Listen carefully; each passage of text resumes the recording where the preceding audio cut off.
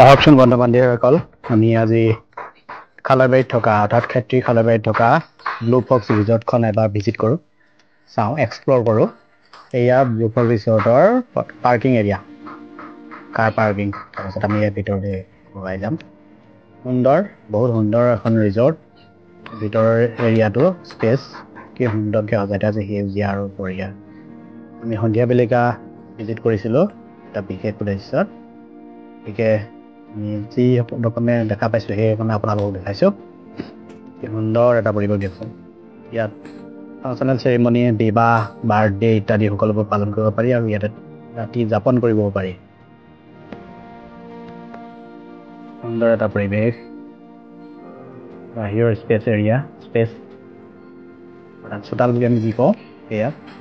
তাৰপাছত আমি বাৰান্দা,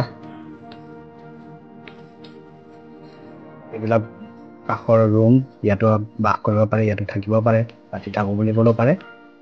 এইটো যে দেখা পাইছে এখন বাৰান্দা, মই উপস্থিত আছোঁ। সুন্দৰ এটা পৰিৱেশ।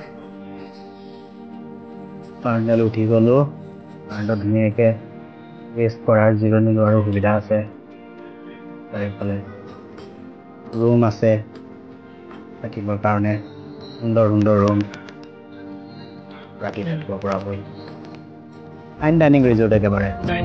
আমি ডাইনিং হললৈ সোমাই গৈছোঁ। এইটো আমাৰ ডাইনিং হল। এইটো ডাইনিং হল দেখিছে, ইয়াত প্ৰায় 50জন মানুহ একেলগে ভোজন কৰে। 50জন মানুহ কেপাচিটি। বঢ়িয়া ডাইনিং হল,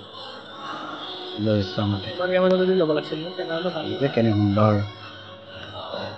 এইফালেদি চাৰ্ভ কৰে তেওঁলোকে। বাহিৰৰ এৰিয়া পুনৰ এখন বাৰান্দা, দীঘলীয়া সুদীঘল এখন বাৰান্দা। সেইটো এৰিয়া, মানুহবিলাক বহি আছে বাৰান্দাত। বিভিন্ন জেগাত আছে আৰু তেওঁলোকৰ নিজৰ নিজৰ ঠাইত। এইটো এটা ষ্টেজ, ইয়াত বিবাহ, বাৰ্থডে ইত্যাদি পাতিবৰ কাৰণে অতি সুবিধাজনক, ধুনীয়া। তেওঁলোকক সজাই দিবলৈ ক'লে তেওঁলোকে ধুনীয়াকৈ সজাই দিব, আৰু যদি আপোনালোকৰ নিজৰ সুবিধাতে সজাই ল'ব বিচাৰে তেতিয়া সজাই দিব পাৰিব।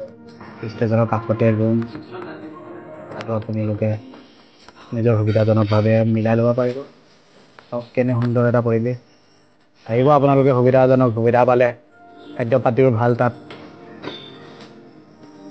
গুৱাহাটীৰ পৰা আহিলে ক্ষেত্ৰী খালৈবাৰী ভিলেজৰ 100 মিটাৰমান ভিতৰলৈ সোমাই যাব লাগে, আৰু জাগিৰোড বা নগাঁও ফালৰ পৰা আহিলে গাঁৱৰ ফালে সোমাই যাব লাগে খালৈবাৰী গাঁৱৰ ভিতৰলৈ।